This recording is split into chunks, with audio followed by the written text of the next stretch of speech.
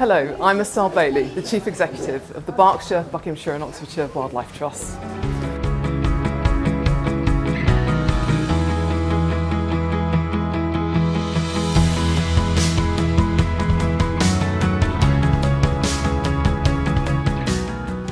Welcome to our annual review for the year 2017 to 18. We're here today at Windsor Great Park. This is one of our new education centres working in partnership with the Crown Estate.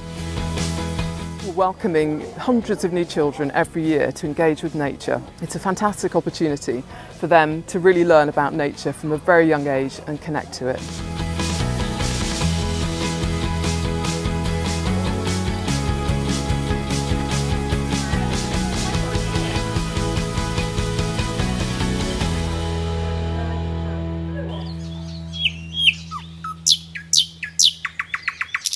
This is the second year of delivering our strategic plan, Be Part of Nature's Recovery.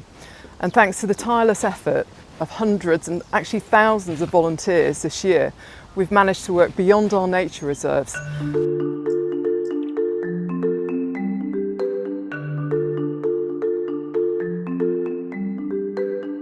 We've seen nightjars return to smells more common, record numbers of butterflies at College Lake and lapwings breeding at Hose Hill Lake. And we're continuing to expand our reach to engage new organisations and decision makers to look after wildlife.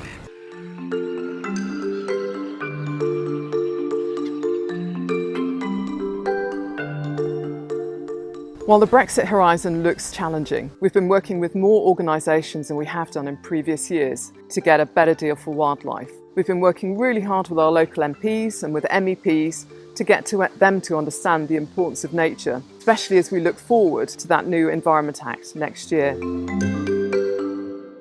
5 MPs have pledged for nature.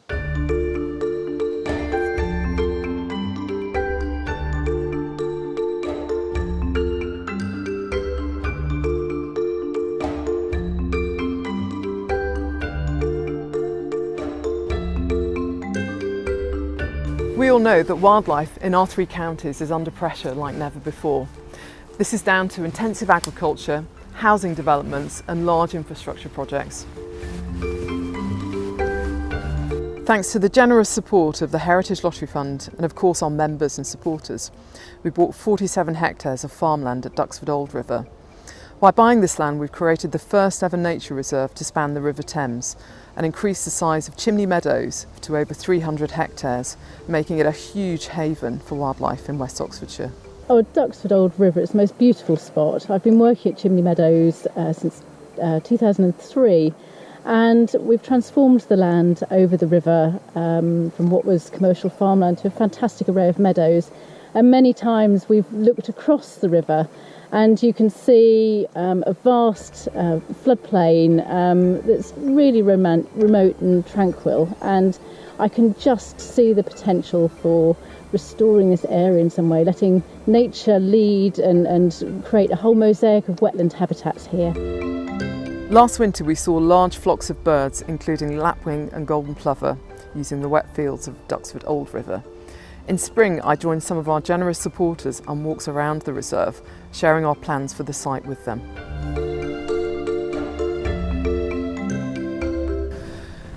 We also get involved in planning. Our senior biodiversity and planning officers in each county screen thousands of planning applications over the year. This work has helped protect BBOWT nature reserves and fragile habitats and species.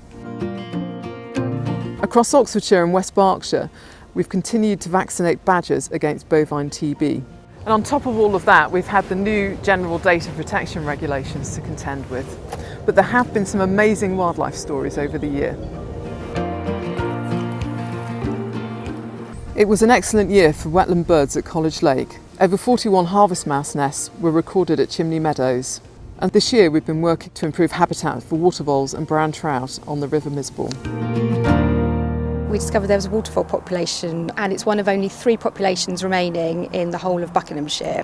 So we were keen to enhance habitat here for waterfoals, and the Environment Agency were also keen to work here as the river was failing to meet the good ecological status target that was required under Water Framework Directive. One of the reasons why you have to do a lot of this restoration work and habitat enhancement work on the chalk streams is they're suffering hugely from abstractions. The River Misbourne here simply doesn't carry the same amount of flow that it once did.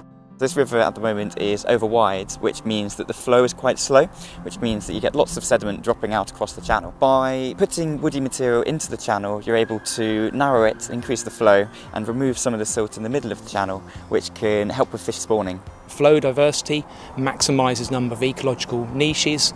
More ecological niches means richer biodiversity. The main aim of the project was to improve the biodiversity on this 1 kilometre stretch of river. So we did that through using timber to create log deflectors and brushwood berms in the channel. We then created the access beach. And that's predominantly for the kids to wade into the river. They can go in there with their nets and they do a bit of exploring. It's an opportunity for the kids to play in the water, which is something I did growing up. For them to be able to experience that has been fantastic. And finally we created a backwater down on the River Colne. And this enables fish during their first years of life to have some form of refuge. I've noticed that it's clearer, the flow's better, we're catching more. When I do children's activities, we're physically catching more, and that's just brilliant.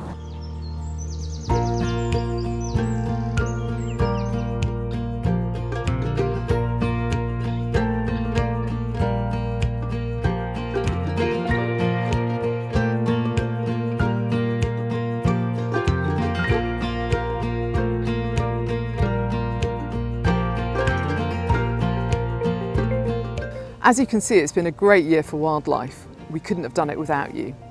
Thank you to our members, volunteers, corporate supporters, trusts, foundations and donors. Thank you for being part of nature's recovery.